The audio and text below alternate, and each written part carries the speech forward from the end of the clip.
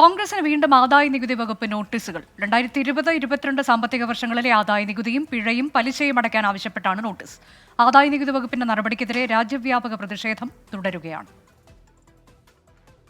2020-21, 2021-22 എന്നീ സാമ്പത്തിക വർഷങ്ങളിലെ ആദായ നികുതി, പലിശ, പിഴ എന്നിവ അടയ്ക്കണമെന്നാണ് കോൺഗ്രസിന് ലഭിച്ച ഒടുവിലത്തെ നോട്ടീസിൽ ആവശ്യപ്പെടുന്നത്. ഇന്നലെ വൈകിട്ടാണ് നോട്ടീസ് ലഭിച്ചത്. നോട്ടീസിലെ പിഴത്തുക വ്യക്തമാക്കാൻ കോൺഗ്രസ് തയ്യാറായില്ല. ആദായ നികുതി വകുപ്പിന്റെ നടപടിയിൽ ആശ്ചര്യമില്ലെന്ന് പാർട്ടി വക്താവ് Jayaram Ramesh. If we don't receive notices, I get surprised. Receiving notices is no longer a shocking or surprising development. In fact, if a day passes without getting a notice, you begin to wonder what is happening. Lok Sabha തെരഞ്ഞെടുപ്പ് കാലത്ത് ആദായ നികുതി വകുപ്പിൽ നിന്ന് കോൺഗ്രസിന് ലഭിക്കുന്ന നോട്ടീസുകളുടെ എണ്ണം 10 ആയി. 5 സാമ്പത്തിക വർഷങ്ങളിലെ നികുതി പുനർനിർണയത്തിന്റെ ഭാഗമായി 1823 കോടി രൂപ അടയ്ക്കാൻ ആവശ്യപ്പെട്ടുള്ള നോട്ടീസിൽ നിയമ നടപടിക്കൊരുങ്ങുന്നതിനിടെയാണ് 2 നോട്ടീസുകൾ കൂടി ലഭിക്കുന്നത്. തെരഞ്ഞെടുപ്പ് കാലത്തെ നടപടി, ചട്ടലംഘനം, ബിജെപിയിൽ നിന്ന് നികുതി പിരിക്കാത്തത് എന്നിവ ചൂണ്ടിക്കാട്ടി കോൺഗ്രസ് മറ്റന്നാൾ സുപ്രീംകോടതിയെ സമീപിക്കും.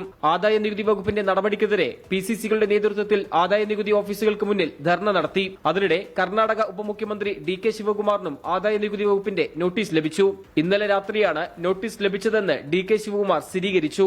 കേന്ദ്ര സർക്കാർ ഇന്ത്യ സഖ്യത്തിലെ മുഴുവൻ കക്ഷികളുടെയും കയ്യും കാലും കെട്ടിയിടുകയാണെന്ന് കെ.പി.സി.സി ആക്ടിംഗ് പ്രസിഡന്റ് എം.എം. ഹസൻ കുറ്റപ്പെടുത്തി. അതേസമയം സാമ്പത്തിക പ്രതിസന്ധി മറികടക്കാൻ സ്ഥാനാർത്ഥി സാധ്യതാ പട്ടികയിലുള്ളവരിൽ നിന്ന് 50,000 രൂപ പിരിച്ചെടുക്കാൻ ഒഡീഷ പി.സി.സി നടപടി ആരംഭിച്ചു.